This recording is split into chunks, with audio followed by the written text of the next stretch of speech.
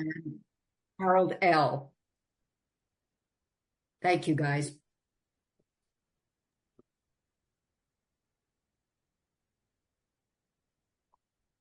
All right, I'll start off since I'm the senior man by 9 days, and you'll hear about that. All right, buddy, I'm Jimmy, an alcoholic. Grateful to be alive and sober, and I have a home group in New Jersey called the Design for Living Group. I have a sponsor by the name of Bob B. from St. Paul, Minnesota, and sponsor a lot of men. And been sober since my first meeting of Alcoholics Anonymous, and that was on March 28, 1987. And so truly grateful for this way of life. Truly grateful for Alcoholics Anonymous and to be here tonight with my buddy Harold. It's good to see so many good friends out there that we know from all over the place, from Florida to California to Arizona to my living room downstairs. And this is a very different format, I guess, for me anyway. And I was thinking about, I've listened to a few of the other recordings. I've been on to some of the other meetings, and who knows, who knows how this is going to go. But, I'm going to open up with just what I'm going to open up with, the first memory of a conversation about God. And it's kind of weird because I'm a kid that grew up in, Catholic schools, Jesuit high schools, Jesuit college, I don't know if I ever had a conversation about God, to be honest with you. Maybe, I don't know. Maybe in theology class at some point, I don't know. But my real actual sitting down with another person and opening up this door to a power greater than myself was 33 years ago. It was about June of, I think, 1992. And I sat in this guy's apartment. I was feeling utterly hopeless. And I was separated from alcohol 5 years at that point, dying of something I didn't even know I was dying of, untreated alcoholism, as we like to call it. And I was about to have a conversation with this guy, but I didn't know this conversation was going to be about God. Because in my mind, I've created a God up to this point in my sobriety and in my life, really, a God of no forgiveness. As Harold has discussed many a time, I've heard Harold, we've done workshops together on, a thing that Harold has created is the overcoming the delusions of alcoholism. And one of the delusions was this spiritual disqualification, though I couldn't put those two words together until I met Harold, really, when he started to talk about that. But that's what was going on in my mind as I sat listening to this guy talk to me. And why I felt that way is, why would God help a guy like me? 5 years sober in the rooms of Alcoholics Anonymous. I have all sorts of insecurities, inadequacies. I have secrets. I'm not living a real spiritual life. I'm physically sober. I'm going to a home group. I'm participating in a home group, but I'm not working the steps. Like I said, I'm still riddled with all this fear. But I sat across from this guy. His name was Bill Grace. He came from St. Paul, Minnesota, where my sponsor comes from today. And, I didn't know this language, but looking back, he was a guy that was armed with the facts about himself. He had a message of depth and weight. And he talked about a relationship with God like I've never heard anyone talk about. He talked about, the relationship, but he talked about a friendship and a love of God that, I got to be honest with you, I'm not sure if I ever heard that in an AA meeting, the way he spoke to me, this gentleman. And at that time, I believe, maybe this is another delusion. I had that 1960s Catholic religion in my head where God was something to fear, especially living the way I was living. I picked up a drink at 16. By the time I landed in alcoholics at, 29 years old, I was living my life like a pirate. I did a lot of bad things. So again, why would God help a guy like me? But I sat across from this guy and, he was talking about his relationship. And then he said something that I thought was kind of controversial, and what he said was that he said, Jimmy, in the book Alcoholics Anonymous, it doesn't say anything about getting us to quit drinking. It says quite the opposite. You can't quit. Lack of power is your dilemma. You have no mental defense against the first drink. That without a psychic change, there's very little hope for your recovery. And as he was telling me these things, he said what AA is really designed to do is to introduce you or awaken you to a power greater than yourself, and we agnostics was the wake up call. And if that chapter didn't occur for him and probably for me, I'd be a dead man walking right now. So what happened to me was I started to take some direction from this guy, and I did what a lot of us have done. I took that leap of faith, blind faith, that there's a power out there that could help a guy like me, even though I couldn't describe this God. I certainly didn't have the language that this gentleman who was sitting across from me was talking about with God. But what I did have was willingness to go into the darkness of my life and start to uncover, discover, and discard the things that were blocking for me from God. And to be willing to start bringing down some of the walls of alibis, excuses, blame, all those walls. And as I started the process of the 12 steps, and when I started to get through the 12 steps, I was introduced to this power called God, my new friend. And, I'd be lying to you if I told you that from that moment, from 33 years ago to this moment, 38 years sober, that I got on some spiritual rocket ship and my life has just been incredible. But that's not my story. The journey to God has been a journey or a roadway of, potholes and landmines and you name it. I've grown and I've hit walls and I've grown and I've hit walls. And I kind of believe that's what's supposed to happen to people like us. Because if God made me perfect, why would I need God? So in hitting all these walls and hitting little bottoms and emotional upheavals in my life through the last, 35 years, 33 years, it has always been about turning back to God. This God of love, this God of forgiveness, this God that I've come to understand will keep me sober. But I need to form and continue to build this relationship with this power. I need to work on this relationship because I fail daily. I make mistakes. I've screwed up more than enough times over the years. But God has always forgiven me. And I know that, Harold, and what I want to talk to Harold, or what I want to ask Harold, if he can talk about this tonight at some point, because about 2 months ago, you posted something about a talk you did in Texas, and you met a young woman who didn't believe in God. And I think you might remember that story, where she waded into the receiving line. And that story really hit me, or that post really hit me. And I'd like you at some point tonight, if you don't mind, bringing that up, because when you asked that question to her, blank, my first thought was forgiveness.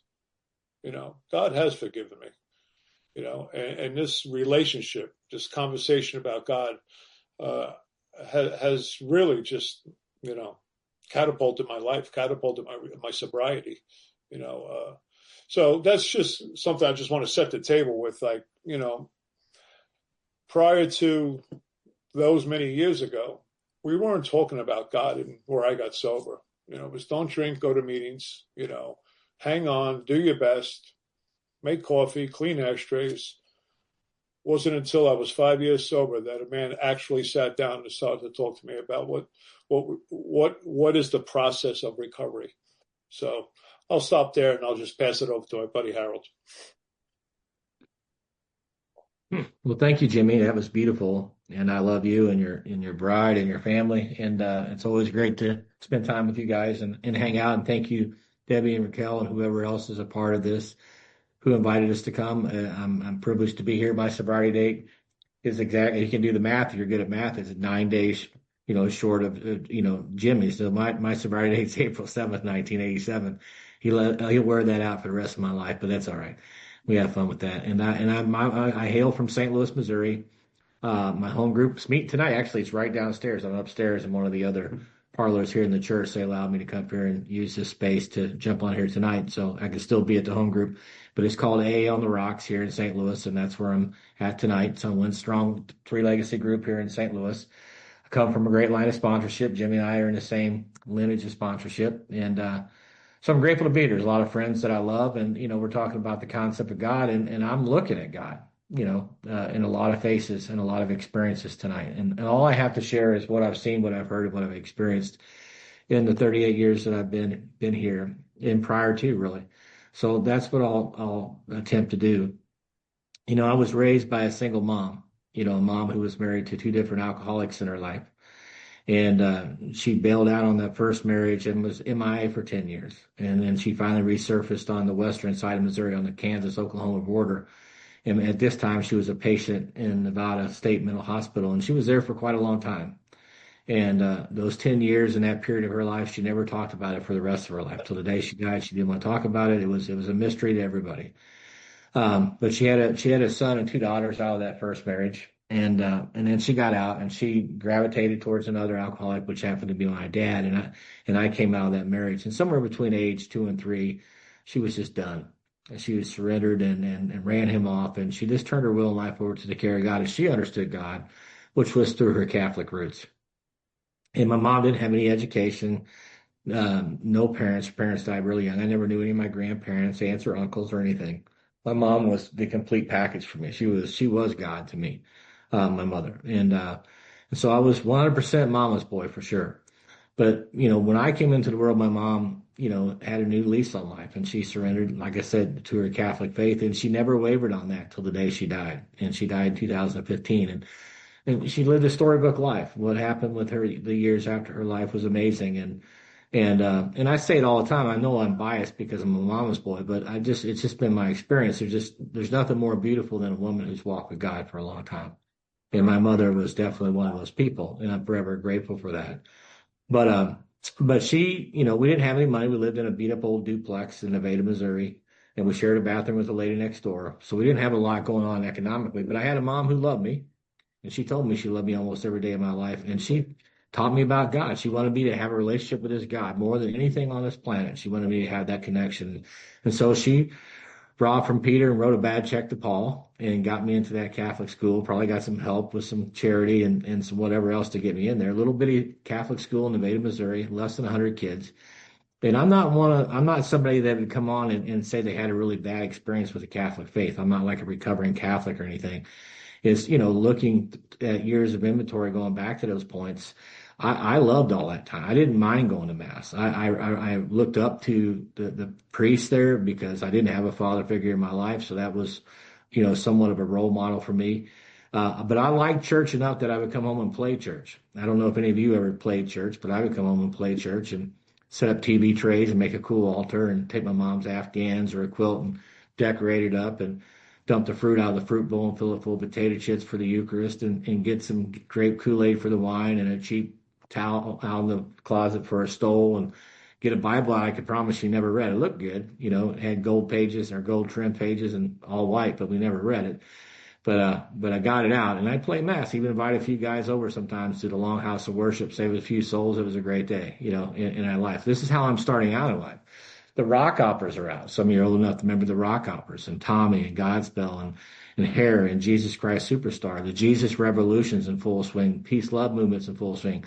So all this culture is shaping me as a young kid growing up. And so I liked all that stuff. I mean, I did. As a rock and roll drummer, I got into music, and if you put on any of those soundtracks I just mentioned, I can promise you I could sing along with them all these years later. I knew all those soundtracks backwards and forwards, and I watched Jesus Christ Superstar every year, at least once, especially around Easter.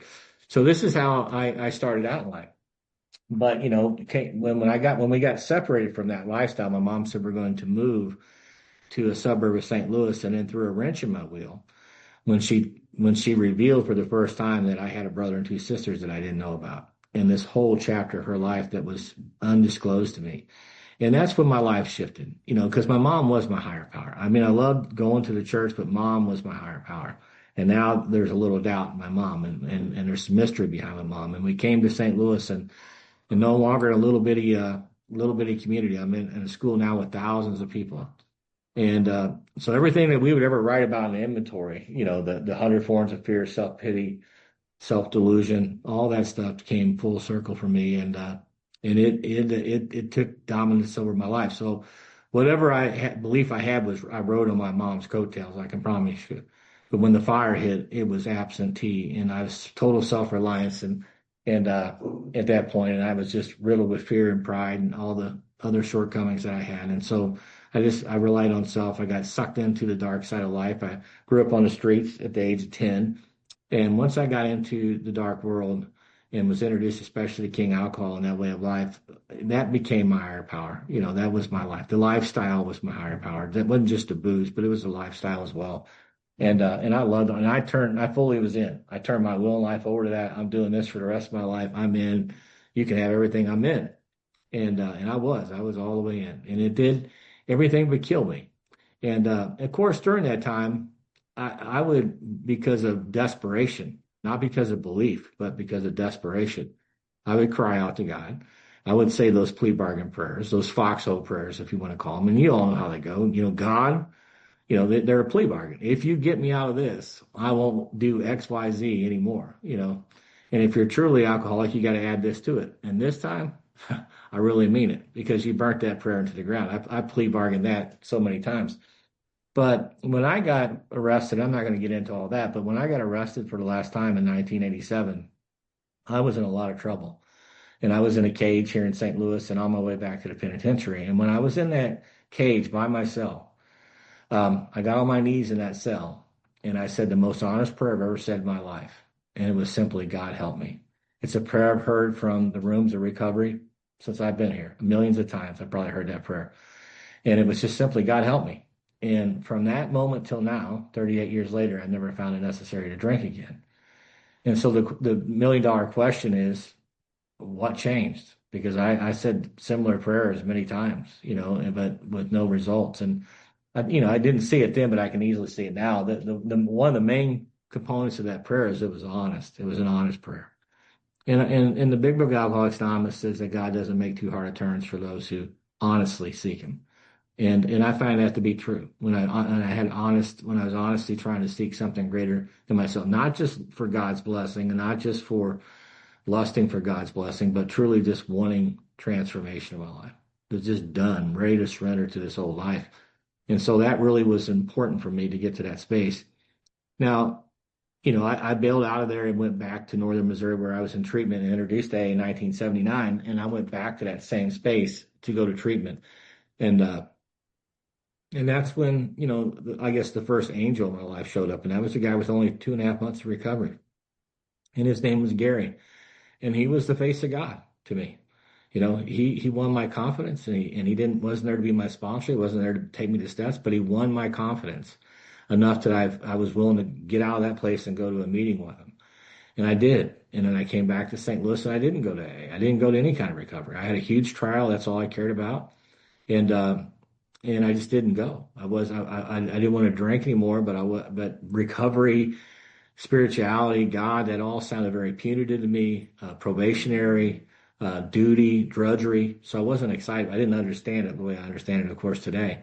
So I didn't go. But this Ebby, this angel in my life, this guy named Gary, was persistent. We didn't have cell phones, but he called me on the phone. Did you go? No, I didn't go. Well, I don't know why, but thank God for that guy, because he was truly an instrument, a divine instrument in my life.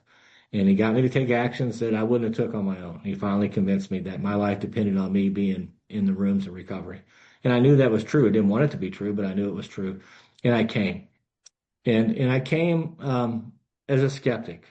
I came with two things, I think, that really, looking back in hindsight, really caused me to struggle when it came to spirituality. Number one was my box of certainty. And I think we all show up. That's what I would call it. You can just visualize a box of certainty. But I show up here that I'm certain either God doesn't exist or God does exist. But whatever it is, I'm pretty certain about it. And I have my beliefs about that. And it's, if you listen to Bill's story, when Ebby comes and visits him and he starts to talk about, his religious experiences, you can almost visualize Bill pulling out this box and he starts telling you what's in the box. Well, I went to the Winchester Cathedral with my grandfather. I know about this Jesus guy, not too closely followed by those who claim him. He's telling you everything that's in his box. Well, I had that same box, and Jimmy mentioned it. He was kind of alluding to that same thing, that I had these fixed ideas, certain ideas about God, religion, the structure of it. And that was what I came with. And with that, by default came spiritual disqualification. Because if you broke the hearts I broke and you burnt the bridges I burnt and you thought still, without alcohol in my mind, still thought the dark and negative narratives that went on in between my ears, you were just disqualified. There was no way you were going to experience anything, grace, forgiveness, or anything like that in my life. And I was, most of that was going on in subconscious, but it was very real to me. I had a lot of doubts. I had a lot of questions and scared to death to ask any of them. But I would say the prayers in public. I would say the Serenity Prayer with you guys. I'd say the Our Father. But when I was all alone, there wasn't much going on. And I know today that's the greatest measure of where I'm at spiritually. What am I doing when nobody else is looking? But at that point in time, there wasn't nothing going on other than just keep coming back. But recovery, the rooms of recovery were the face of God for me, and they still very much are today. Because I see and I witness, spiritual transformation all the time. And it's an old saying that floats around in recovery, but if you want to see a resurrection, just go to recovery. They happen every day, and it's true. You watch somebody who's all but dead come to life again, and the breath of life be blew back into their lungs, and they go on to live storybook lives, and it's absolutely incredible. And you get a front row seat knowing that there was something bigger than them that allowed that to happen. And so that I would just start to lay out the foundation. That's how I came here. And a lot had to take place for me to get free from that delusion of spiritual disqualification, to let go of that box of certainty. But I don't know of any place, and I mean this sincerely, I don't know of any place in the world, and I've traveled a lot of different places and hung out in some real religious and theological circles, but I have known no place on this planet that creates a sense of equality in a place where you can come as you are, truly come as you are, with your doubts, with your questions, with your box of certainty, whether it's there is a God, there isn't a God, there's gods, plural, whatever, that you can just come and you're truly welcome here, and you're given all the time and space you need to work through that.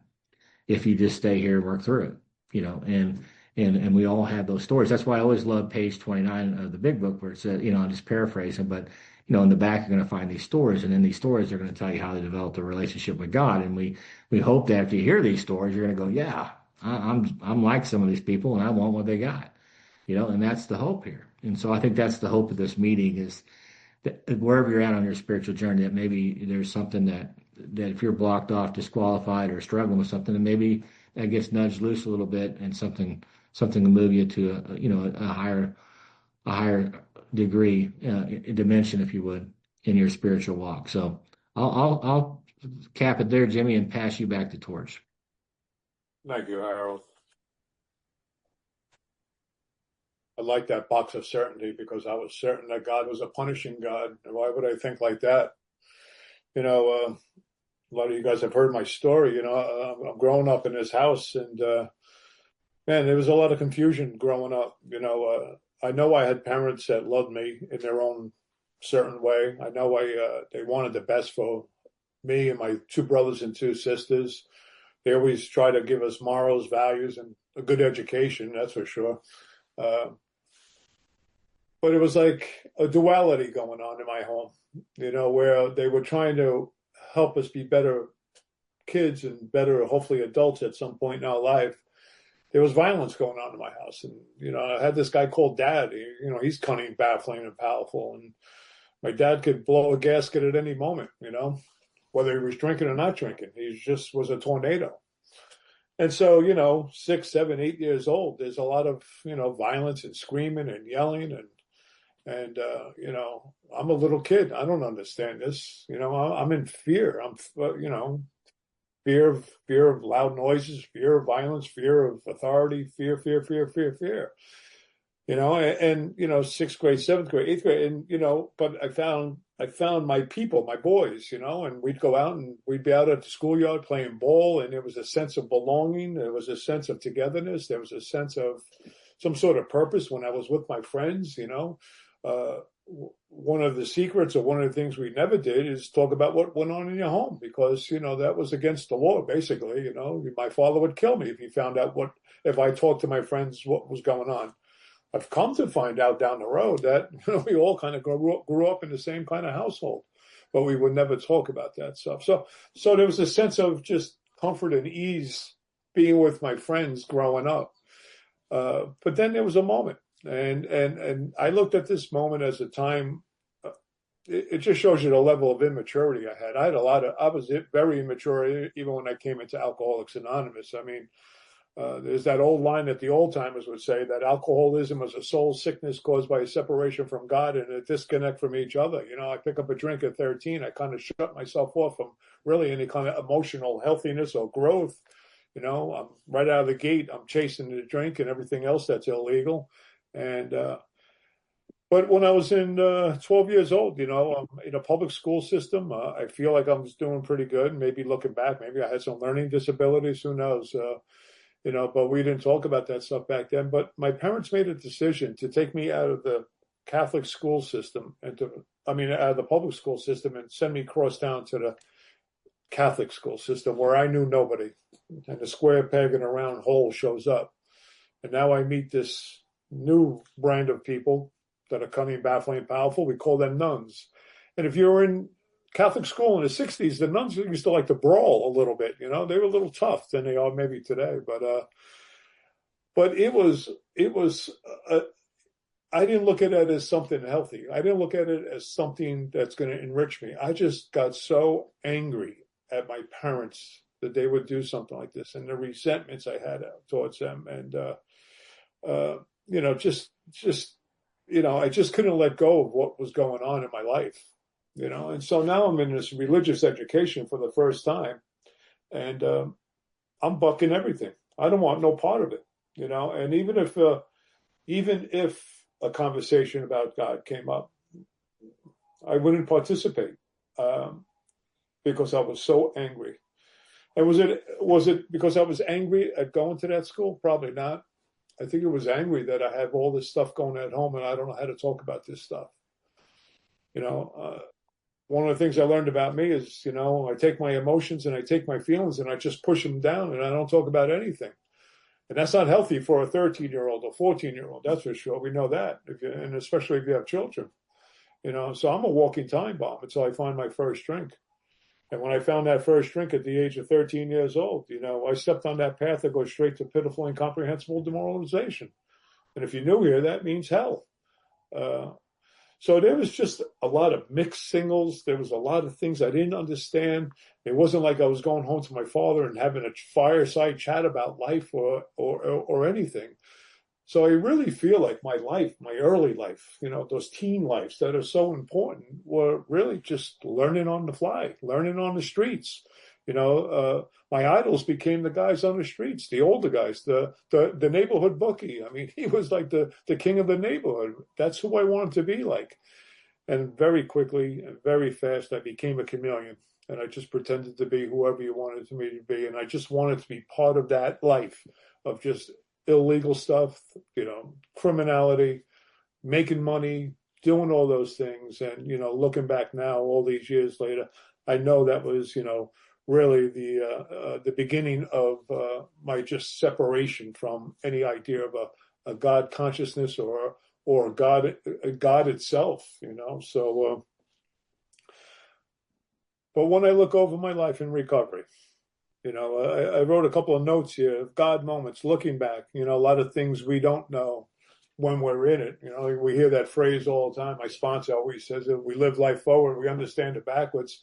You know, where was God then? Where was God then? And now looking back, God was all over my life, you know, and God protected me.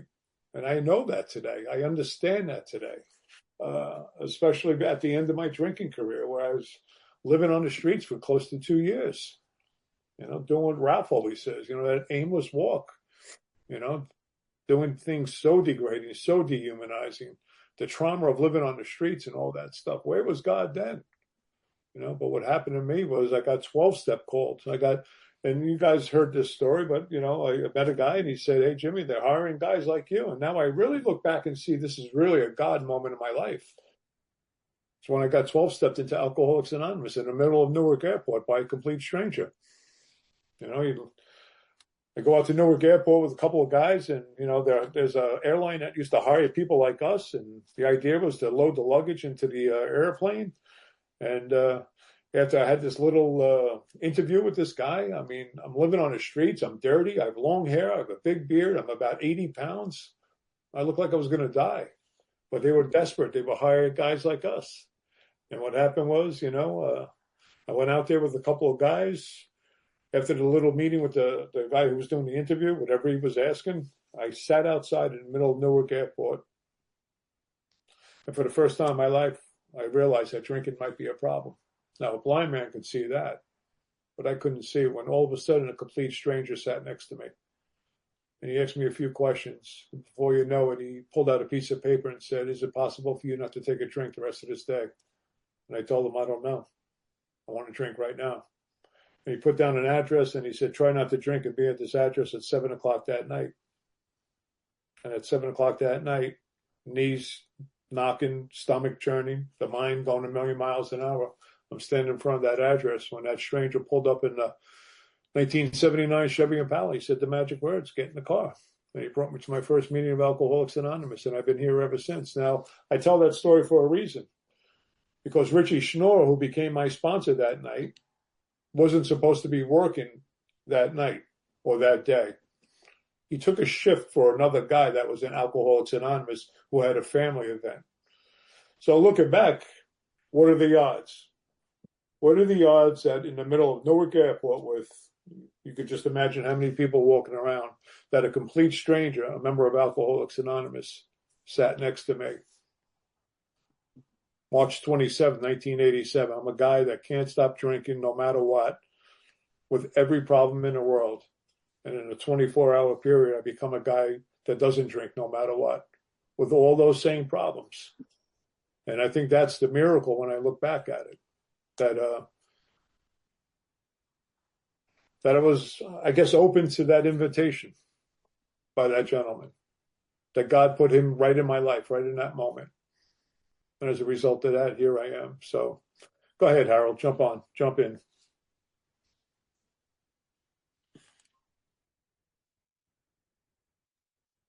Thanks, Jimmy.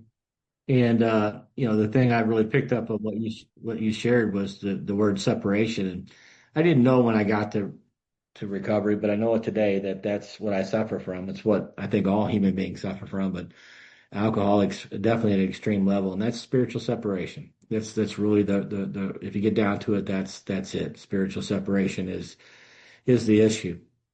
But I had no clue that that was the case.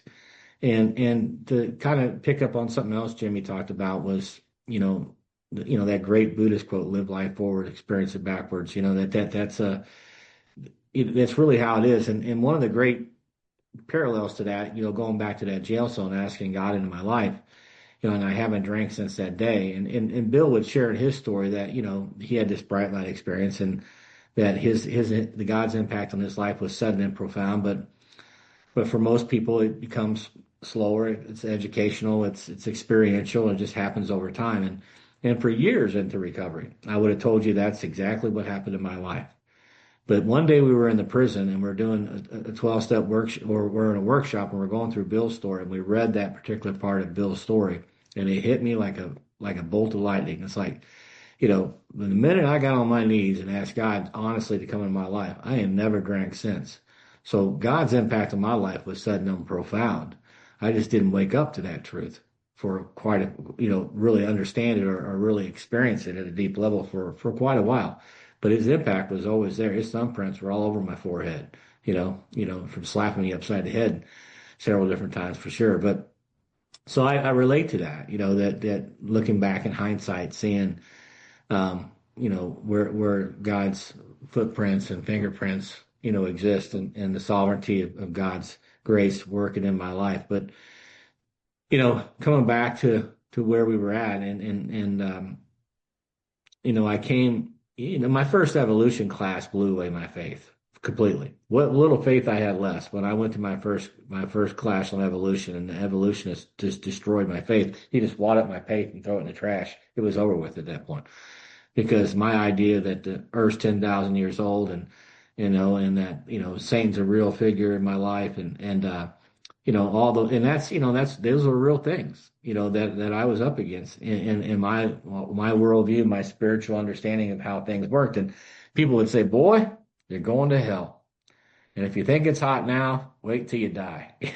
And I'm hearing these kind of things, and I'm not even a teenager yet, So my hope for any kind of spiritual life, I couldn't run fast enough to get away from all that stuff.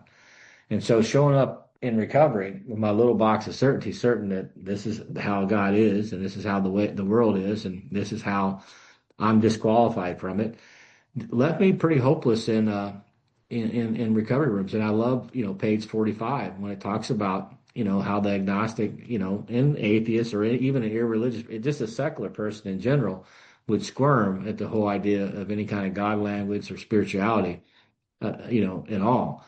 And it didn't totally terrify me where I didn't want to talk about it, but I definitely felt like I was disqualified from it.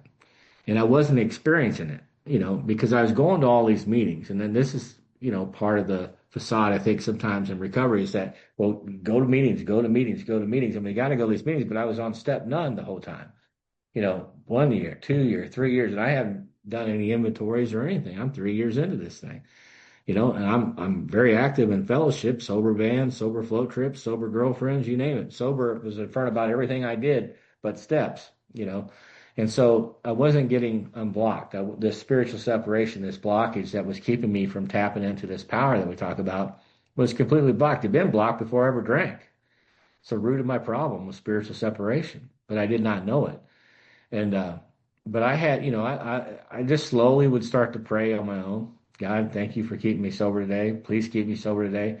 And those kind of conversations started to happen in private, on my own. And things started to develop, but I still had all these doubts and all these questions, and just over time it came to fruition. But what I know for myself, I just really had to come to the end of myself before I was going to be open to any of that. Almost as desperate, almost life and death, just like it was with surrendering to King Alcohol. It was almost that same. I think step 3 in the big book really tries to pick up on that when we were at the ABCs where it asks that question. Now we're at step 3, and what do we mean by that, and what do we do? And it's a fair question because I had that question. What do we do? And it says, well, the first requirement is you got to be convinced that any life run on self can hardly be a success. And am I really convinced of that? Well, your actions prove it, not your intellect, not your knowledge about the subject, but your action. And my actions prove that I was still about self-reliance for the most part until my life had just crashed and burned without any alcohol being any part of it. And it was at that point that I finally surrendered to sponsorship. And that's when my life really changed. When I invited that person to go on this journey with me, using the analogy of a 1,000-piece puzzle. I was invited, here I show up to recovery. Here's my life in a clear plastic bag. It's a 1,000-piece puzzle with several pieces missing, and I show up here and I was invited to dump that puzzle out on the table from day one, but I refused to do it. I kept it in my pocket. I kept it in my book bag, whatever. I'm not pulling out my stuff for you or anybody else, and I just refused to do it. I see other people do it, even have some experiences and no doubt that something magical was happening. But I fought that for the longest time until I couldn't anymore. And I was either going to grow or I was going to go. And I was on the verge of going. And that's what my sponsor said. You're either going to drink again because you're not happy about your sobriety, or you're going to do what my dad did. My dad was 54, alcoholic, and he ended up taking his own life. And that's how my dad quit drinking. So you're going to do one or two things, man. You're either going to grow or you're going to go. What do you want to do? And I knew he was going to say, let's engage this 12-step journey. And I just didn't believe, I had no belief whatsoever that would change my life because I just had too much of the world system in me. I had too much individualism and consumerism and materialism in my life. My mindset was, call me crazy, but I think I could be a little bit more spiritual if I had a few $100s in my pocket and a better looking girl and a legal driver's license and a car that wasn't held together by bumper stickers. Call me nuts, but I'm pretty sure I could be a little bit more spiritual if I had some stuff, and I didn't have any stuff. And a good thing I didn't have any stuff, because if I had any stuff, I probably wouldn't have accepted the invitation. But I finally dumped that puzzle out. I finally sat with that sponsor and dumped all my stuff out on that table. And it wasn't just him pulling up a chair. It was the home group. It was our inner circle of people. And it's still that way today. They all pulled up and it wasn't just my little hands trying to rearrange my life. It was God's hands. It was your hands, and lots of hands in my life. And then those pieces that were missing, somehow or another, God's sovereign hand just filled in those blanks. And the next thing you know, my life started to have an outline, just like you would if you were putting a regular puzzle together. And I finally started to have a little breath of hope that maybe there is a chance for a guy like me to experience the grace and forgiveness and a new lease on life, like Jimmy was talking about. Maybe, just maybe it's possible, because I could start to see a little bit of outline. My old sponsor, Tom, used to say a miracle is defined when preparation meets opportunity and God does the introduction. Great things can happen in your life. And up to that point, I wasn't prepared for those opportunities. But now I'm really starting to lean into this, and the opportunities are coming. Now I'm starting to have, the impossible starting to become possible. The spiritual mathematics, the 2 + 2 doesn't equal 4, the formulas that work in the program of recovery started to manifest in my life. And this outline really started to come together. And over time, it really got filled in. And the pieces that were missing, God's sovereign hand, somehow or another, filled in those blanks. And next thing you know, I got a storybook life that I want to shellac, I want to frame it, I want to hang it on the wall. And the best news ever, if you're new to this, is God's already got a place on the refrigerator for it. He's waiting to hang it on, God's own wall. But you got to stay long enough to have that experience. But I did, but it wasn't an overnight process. I really had to work through this certainty, and the invitation came. I had my doubts, and I had questions about this higher power, and I was given the privilege to share those doubts.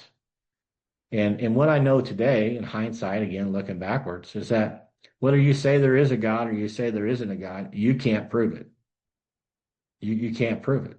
And none of it's airtight. So even if you even got a strong argument, it's still not airtight. So it really comes down to faith. And in both those positions, whether it's a secular or one of reason, one of faith, it doesn't matter. We're still trying to answer the same questions. Why are we here? How did we get here? What are we supposed to do? What's our purpose in life? What happens to me when I die? How am I supposed to live? All the big existential questions that we have as human beings, everybody's trying to answer those same questions. But either way, you can't prove anything. But what you can do is compare and contrast. And I can definitely compare and contrast my experience in 38 years in the rooms of Alcoholics Anonymous and recovery rooms, walking side by side, shoulder to shoulder with other people, and watching the impossible become possible time and time and time again, and get so intoxicated by it. And I call it spiritual intoxication, because I just love that, because that's what it is. It's a high and a buzz and a release of dopamine like nothing else on this planet when you get to just experience that. And you just see somebody who was dead all of a sudden breathe again. But recovery gave me that space. And it's why I cherish it. It's why I love it more than anything on the planet, because it's the most, if there is a place called the kingdom of God, if you would, or the kingdom of God, we're in it, as far as I'm concerned. And it's a sacred place, and I totally respect it and love it. And so what I was able to do is finally throw that word certainty away and replace that word with confidence. And that's what I encourage you to do. For example, if I was going to fly out and see my buddy Ralph, am I certain I'm going to get there without any hiccups, especially if I'm going out of Jimmy's airport? No, I'm not certain of that, for sure.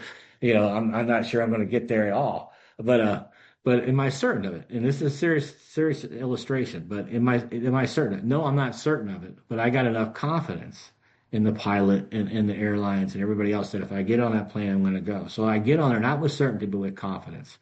If I'm going to drive down to Florida and see my buddy Kenny, am I certain I'm going to get there without any hiccups? No, I'm not certain of it, but I have enough confidence, that I can do that. So I get in the car and I go. When I say I do at the altar to my bride, am I certain she's really going to stay with me for the rest of my life, death do my part, sickness through health, good times and bad? I'm not totally certain. I question it some days, and I'm just being silly.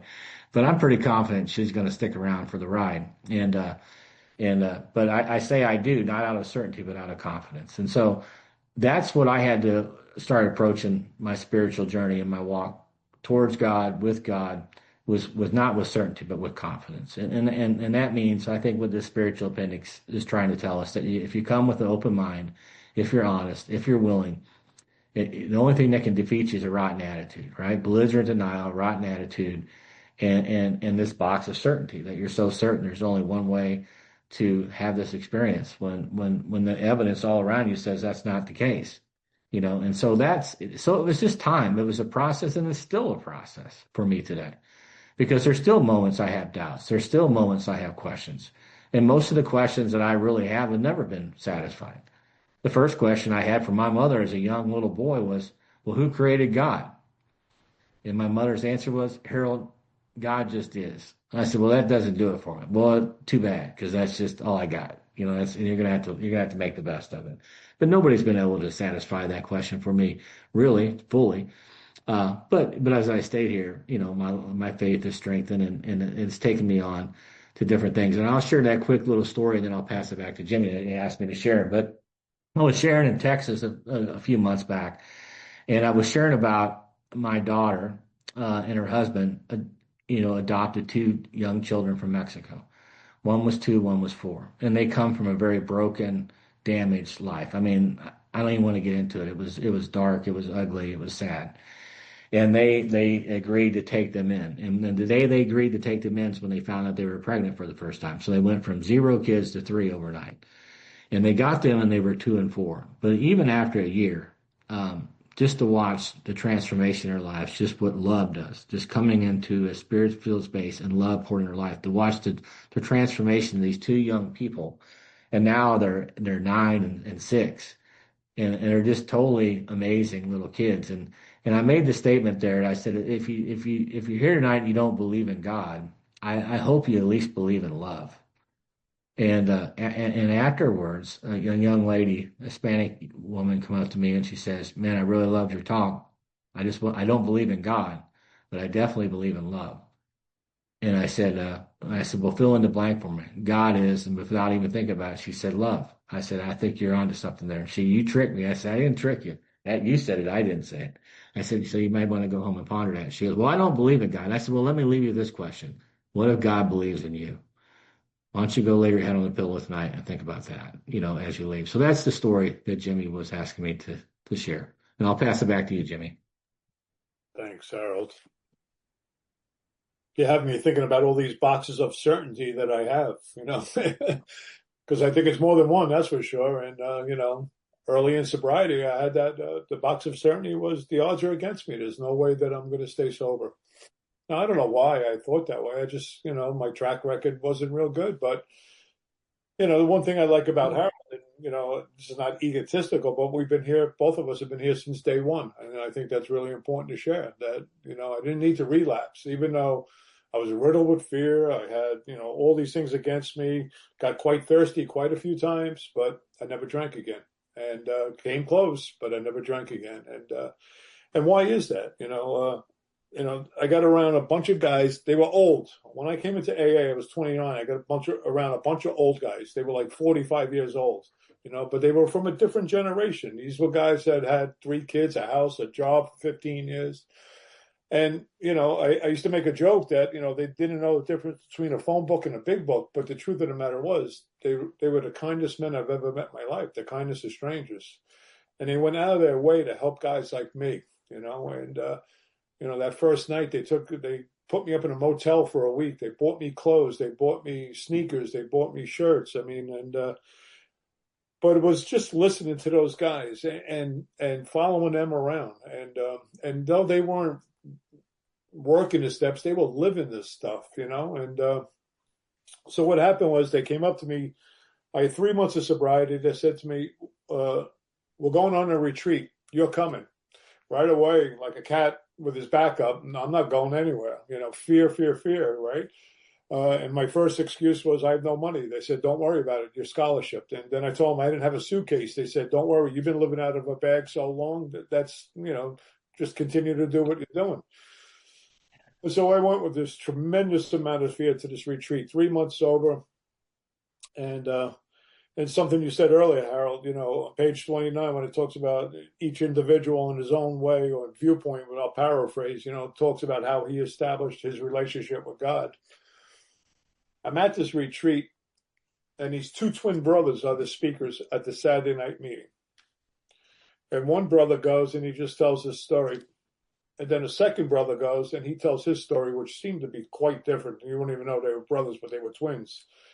And the second one talks about how his father loved the other brother more than he loved him. And one day they went down to the beach, and they found puppies on the street, and they went down to the beach to show their father. And the father told the one son that he liked that he could take the puppy home and we'll raise that puppy. But then he took the other son, the one he didn't care for, I guess. He took his puppy and he put it in a burlap bag and he tied it and he threw the dog into the ocean, and the dog drowned and died. And why do I tell you that story? Because I'm sitting there 3 months sober, and I can't believe the transparency and the honesty coming from men that I've never heard before in my life. I'm a street guy.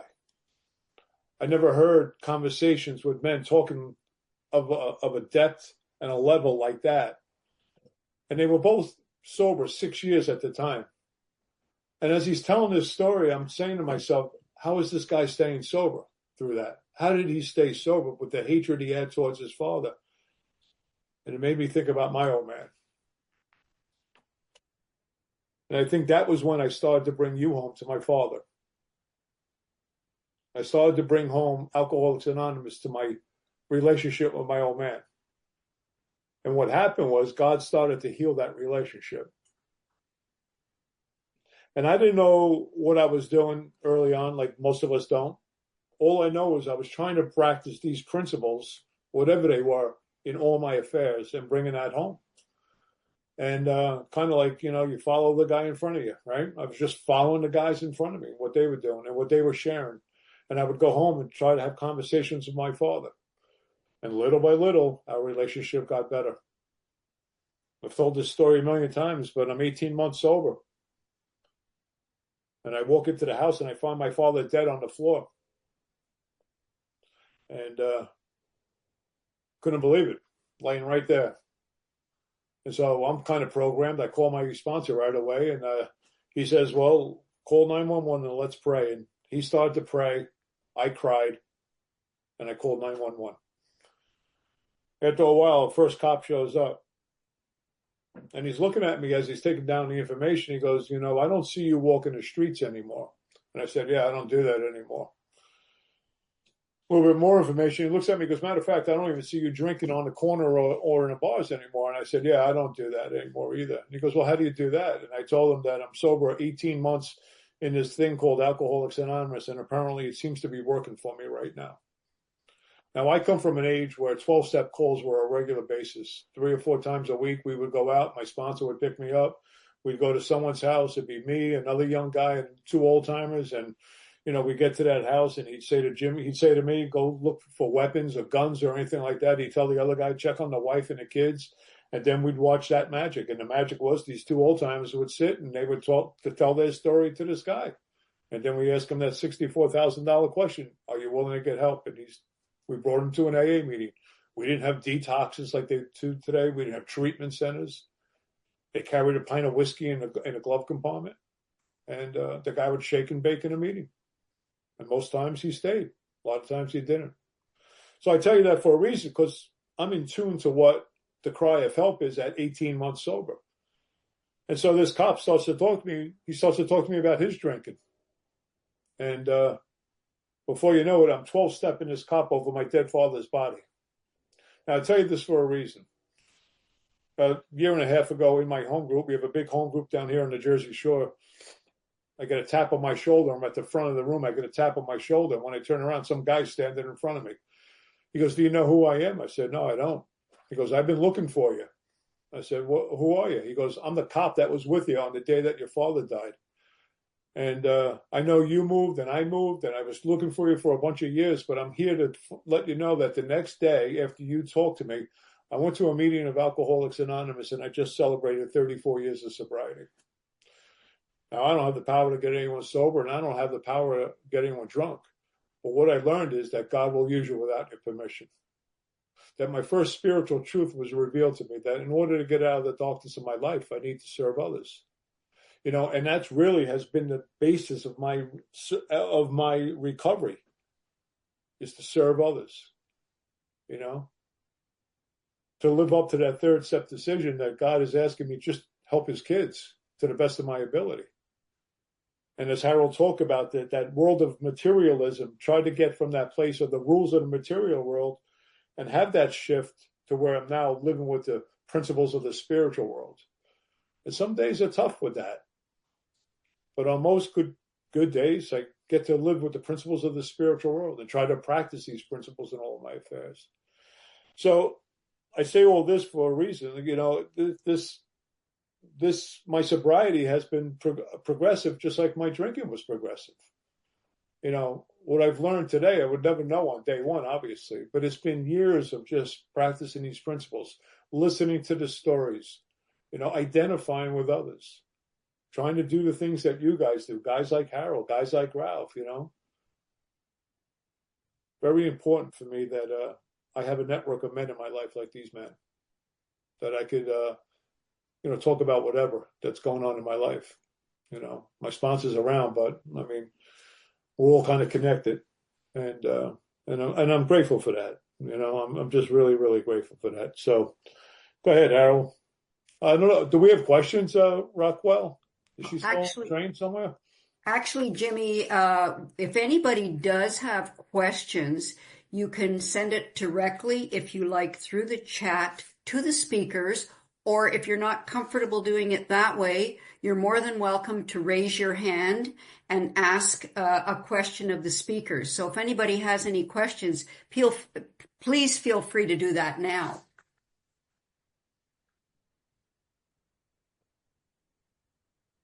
There's one question, Jimmy, in the chat that says, have you ever missed an invitation?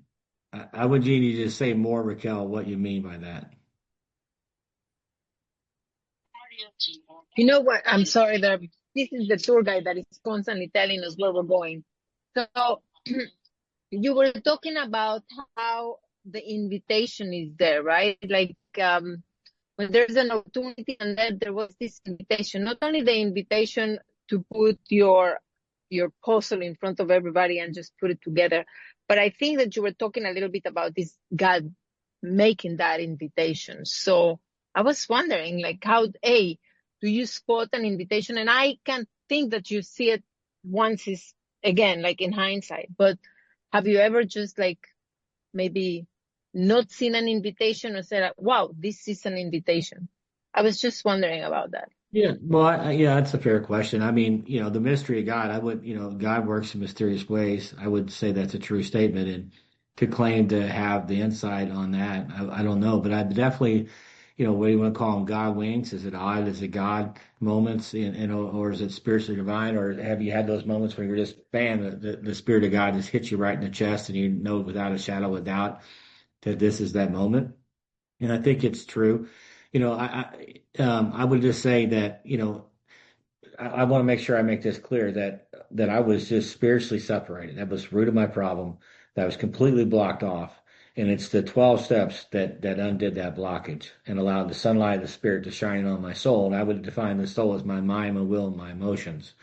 And that's when I started to heal from what we would call, I think, a soul sickness. But it was, just classic textbook, page 75. When I shared my entire life story, when I shared all the junk that had me blocked, sexual secrets, crimes I committed that I never got caught for, just going down the line, the hearts I broke, the bridges I burned, all the stuff that was in my channel. When I finally got that dumped out enough that the sunlight of the Spirit could shine on my soul, I started to experience that grace and forgiveness Jimmy was talking about for the first time ever in my life. And that was a game changer for me. And it gave me the courage to go on with 8 and 9 and really start the restoration process of my life. And we have to be restored, to be restored to sanity. And it's a process. And I think page 164, you can't transmit something you haven't got. You got to have this healing take place. And when that started to happen, the opportunities to do all kinds of amazing things began to happen in my life. And so the invitations came and the opportunities came and the impossible became possible, to kind of get back to your question. And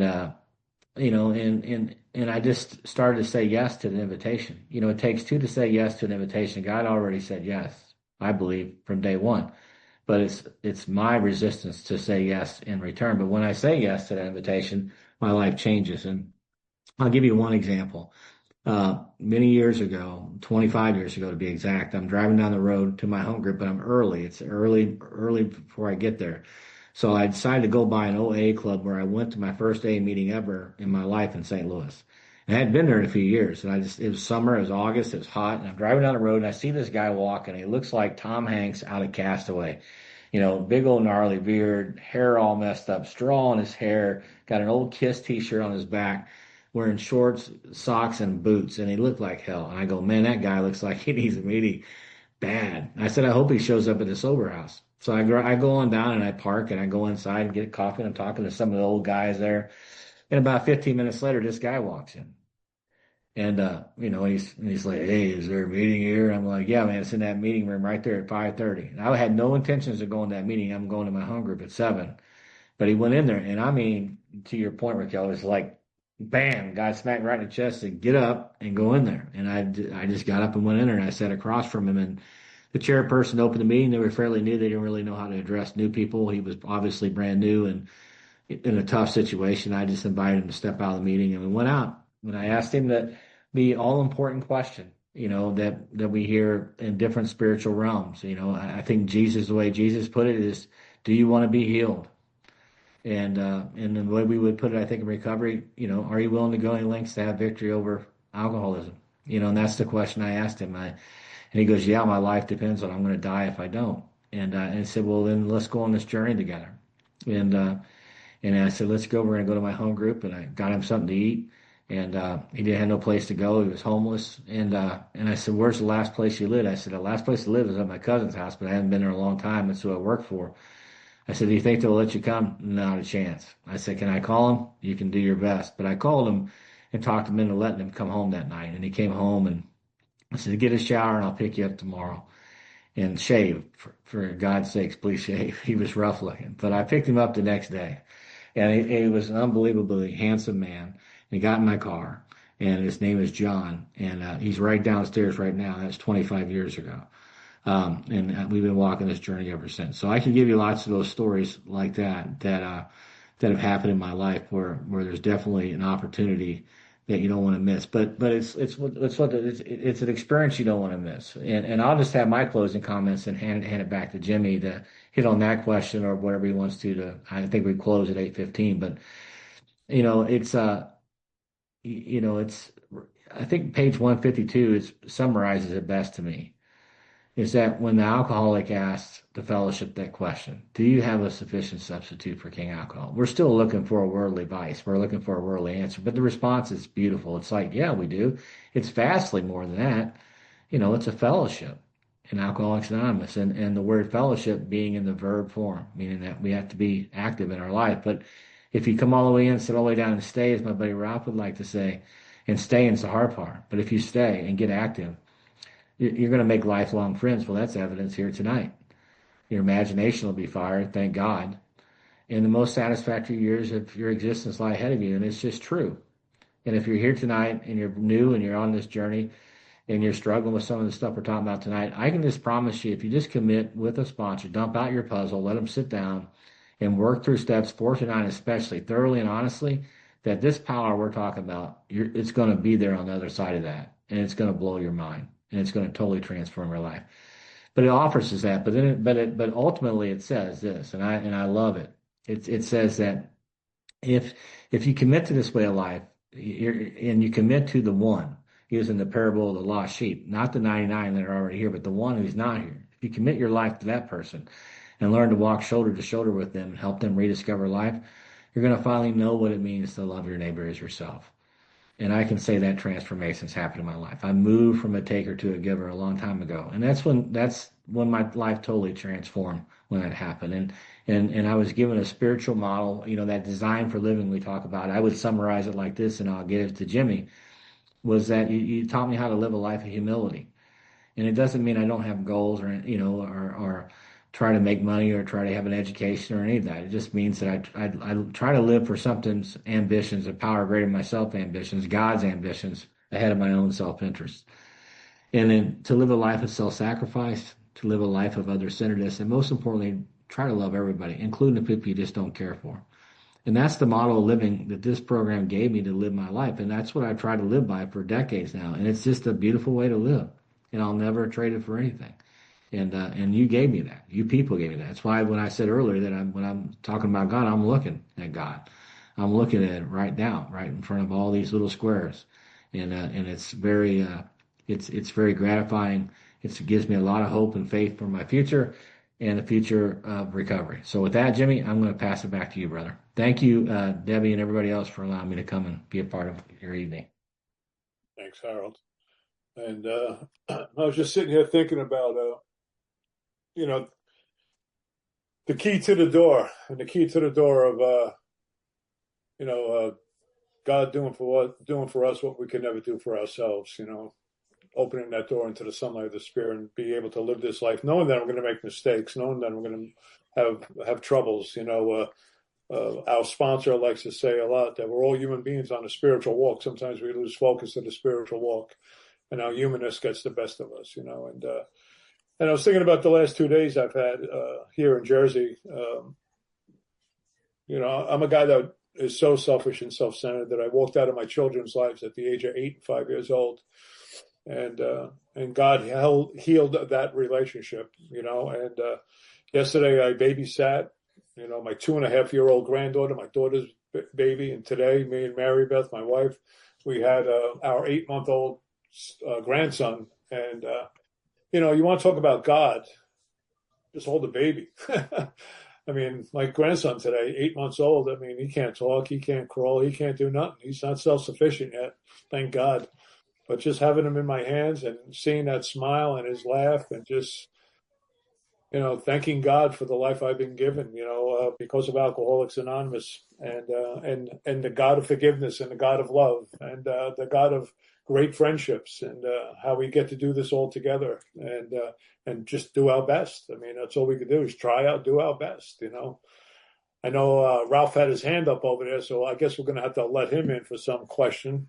So bring it on, Ralphie boy. Where are you? Oh, there we are. My name is Ralph White. I'm an alcoholic. I didn't want to. Now, Raquel, I don't know if we bumped up against the time. I wanted to get it in before, but I know the rule, that the mind can only absorb what the behind can endure. So I don't know if we going to. I'm going to throw a really quick one at both of you.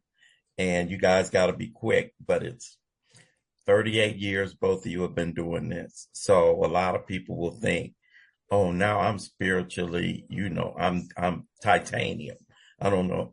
So here's the question. In the years, because I know both of you are self-aware, look, what have you found to be your spiritual kryptonite?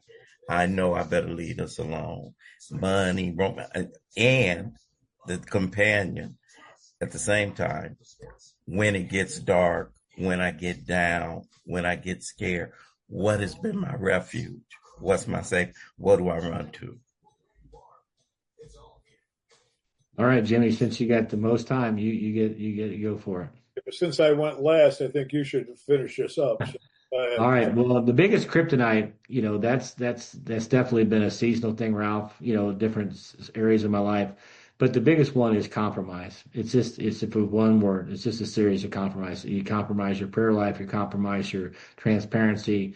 You just any kind of compromise leads to spiritual decay, and the separation starts to come back, and then all the darkness starts to come right in behind it. So it's just trying to stay active and stay accountable, and to that. The refuge, has always been simple for me. Always have a new guy you're on this journey with. Always have a new person you're on this journey with, and go somewhere once a week you don't want to end up. And that's been my refuge for 35 years. It's just where I find refuge. I was at the treatment center today at 2, and just had a beautiful experience there with a group of about 70 people today, and watching the darkness in their eyes, the hopelessness in their eyes, and trying to just give a little bit of light to some of them and make connections with them. And so that's my refuge. No matter what it is that little paragraph on page 100 said, regardless of what your present circumstances, you're going to be okay if you just live this out. So I try to live that out, and it's changed my life. So that's how I'll answer that, Ralph. I'll pass it to Jimmy. Okay, I got the 2-minute drill. My kryptonite, that's probably a few things, but the first thing that jumped in my head is what I'm thinking is that I could be very slothful. And if you don't know what that big word means, I could be spiritually lazy at times, and not doing the things I should be doing because I take things for granted. My humanness gets the best of me. And I think, like Harold, working with guys, I love in Dr. Bob's story when he talks about the 4 reasons why he passes this on. it's a pleasure to see the dead come alive at a kitchen table across from you. A sense of responsibility, a sense of duty, as he says. I think of the responsibility statement when he says that, to pay back a debt to all the men that have ever helped me through the years. And then again, the great paradox of AA, in order to keep it, I got to give it away, and helping others and doing the best I could do. And, we're not in the arm twisting business. All we could do is try our best, right? And all you guys that are sponsoring, you all know that already. We just try our best to help the next suffering alcoholic, achieve sobriety, and what a life we have. So that's all I have. Wow, wow, wow. That was just such a powerful, beautiful message from Jimmy and Harold. I would like to thank the two of you. I don't want to take